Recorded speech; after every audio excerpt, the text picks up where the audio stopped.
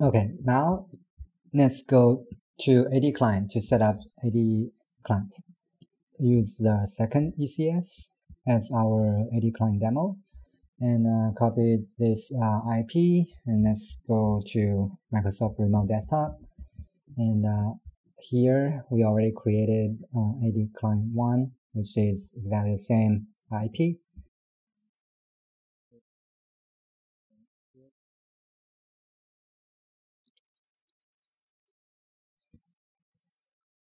And let's join the domain. So to join the domain, go to the network config.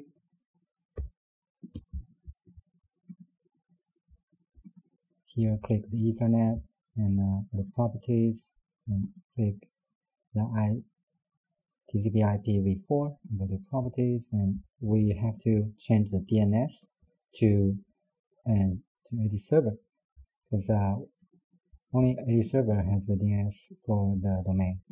And let's take a look here in the AD server, find the internal IP, which is this one, and let's go back to here in the AD client and change it. Once updated, let's go here, search for join domain, and let's click here change and go to domain, examplecompany.com, and click OK. We type the AD server,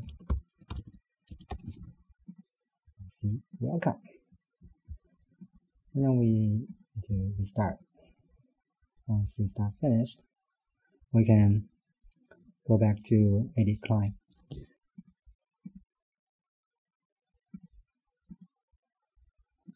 You can actually use this company.com administrator.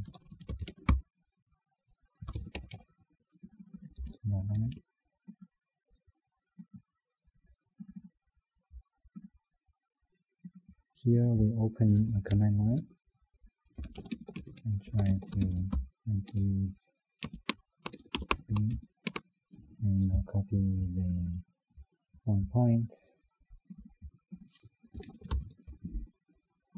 which is this one.